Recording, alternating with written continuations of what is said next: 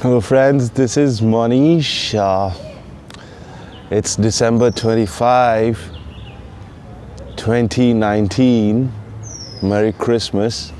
And it is again that time of the year for me to do a review of my financial situation and my journey towards financial independence. So Christmas 2017, I gave myself a target to create wealth of 1 CR, 1 crore Indian rupees, and started on that journey by saving a lot of money, or as much as possible, and investing all of it. And the underlying philosophy, guidance, I took that from people like Ramsey.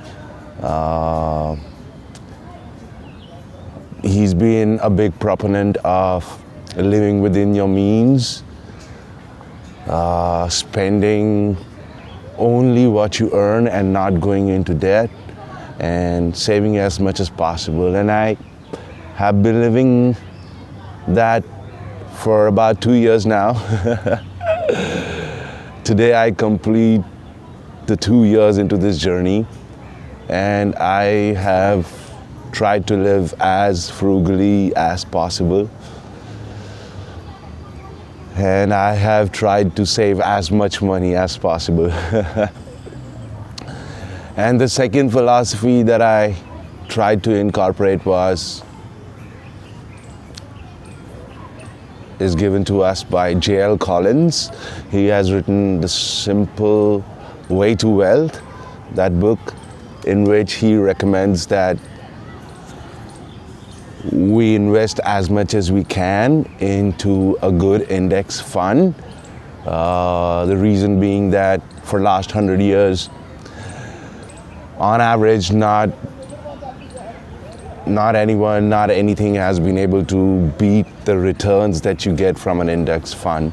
In the sense, if you just follow the market, that's the maximum returns that you can get. Instead of wrecking your brains to find some Ponzi scheme, just keep investing in the index fund, and that should take care of it. So the idea is to keep it simple.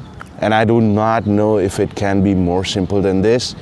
You save, you invest. The third big component of this is your income. If you're not earning much, how much can you save and how much can you invest? And this is what I bring into the equation. For a long time, ever since I started my career in the corporate world, my focus has been on increasing my income, my salary. So I have been 100% committed towards doing well in my job, performing, working long hours if I have to, taking on more responsibilities, so that at the end of the year, at the time of the appraisal, I get a good salary hike, and I can pursue other opportunities that are out there, other organizations looking for professionals like me. So 3-pronged strategy: save, invest, and increase your income. So on the saving front, I've done pretty much everything. I do not go out to restaurants, to movies. It's been 2 years I have not gone out to watch a movie. Entertainment that people pursue, I've left it all behind. And shopping per se, like clothing, shoes, things like that, gadgets, phones, I seem to have given all that up. And it wasn't frustrating. In fact, it's kind of liberating. Why? Because once I started restricting my spending towards such pursuits, I realized how unnecessary all these were. For instance, if I wanted to go watch a movie, I'd be stuck in a traffic jam for a while, then get into the mall, look for a parking space. I mean, to watch a 2-hour movie, I would spend 3 or 4 hours just going about it, right? And it was a drain on my mental faculties. Like, I'm going through the traffic jam and the movie's about to start. Maybe I'll make it, maybe I'll be late and all that. And for 2 years, I haven't experienced that stupid, unnecessary stress. So yeah, this philosophy works. I mean, because I had the goal of financial independence in my mind all the time, I could easily let go of these now seemingly stupid things, and I can remain focused on my goal towards financial independence. The investing has been as simple as possible. So I have a mutual fund, a tax saver mutual fund,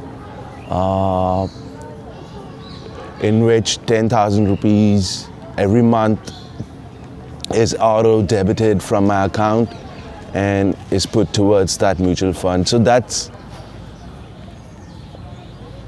a great convenience. Like, I don't have to place an order, buy shares, or talk to people. It's been set up. It was quite hard to set it up initially, but it's set up now. Every month I get a text message on my phone, I get an email, 10,000 deducted, gone towards mutual fund, these many units bought, this is the price, the market price of the unit, this is what I paid, and this is the accumulation of this mutual fund for the last 2 odd years, right? So that's a great convenience. But that mutual fund is not investing, it's not an index fund per se. It's primarily for the tax benefit. And if it is not giving that kind of return an index fund would do, it kind of makes up for it because it's saving me the tax that I would have otherwise have to pay to the government, right? So 10,000 rupees goes there every month. And apart from that, on average, I've been able to save about 25,000 over and above this 10. And the moment I accumulated like 21 month, 25 next, somewhere about 1 lakh, I would call my broker and buy an index fund, which is an ETF, exchange traded fund. You can buy and sell it just like any security, any share, any stock. And this is what I've been doing the last 2 years. Every time I was able to accumulate 1 lakh rupees, I called up my broker, bought 100 units of an index fund, which is traded on the exchange, which is kind of doing well, is one of the best, one of the 10 best index funds that are out there. And the return has been about 8% for now. So this being the foundation that I am building my financial independence dream upon, here are some things that I have learned.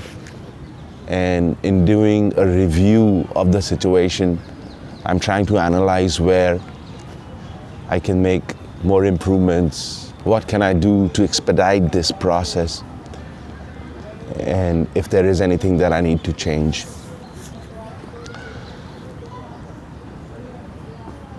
So yeah,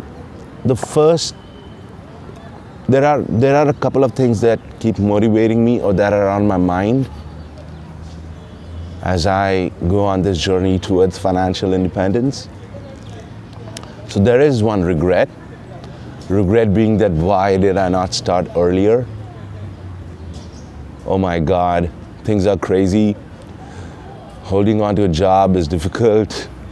Things that we have to do, it's just crazy.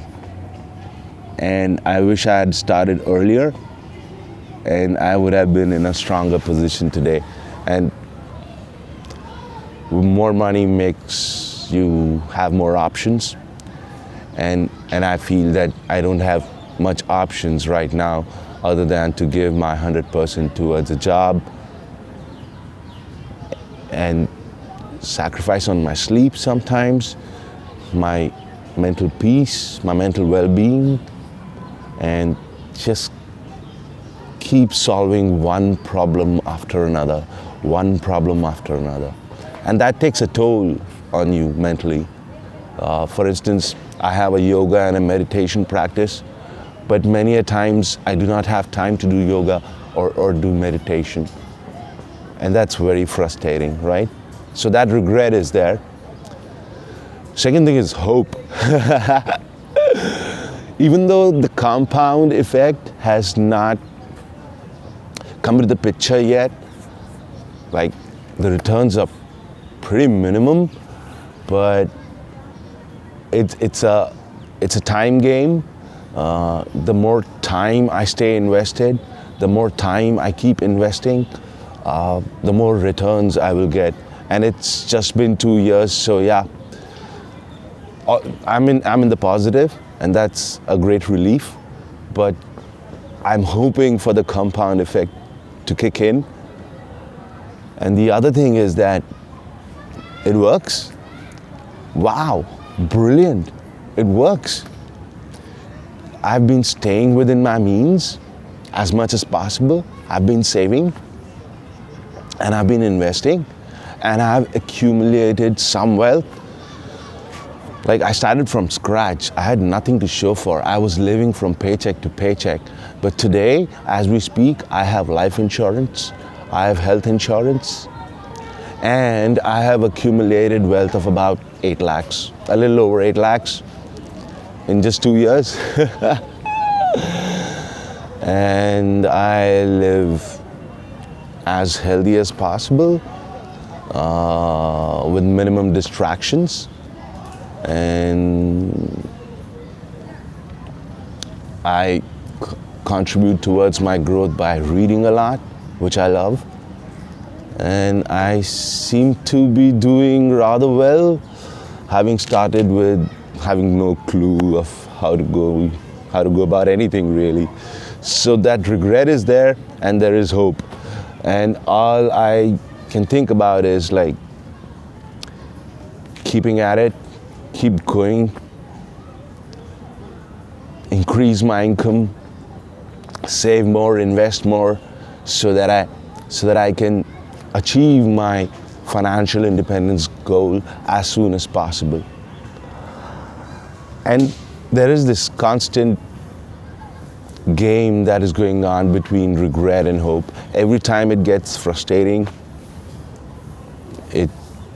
I go back to regretting why I did not start this earlier.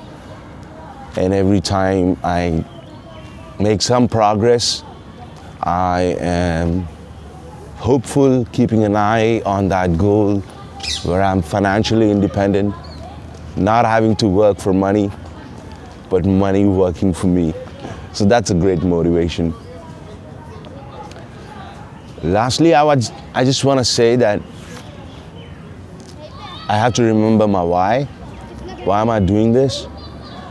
And I don't know if you and I, if we were to open our eyes and look around, we will get our whys. It's a crazy world. I see squalor, poverty.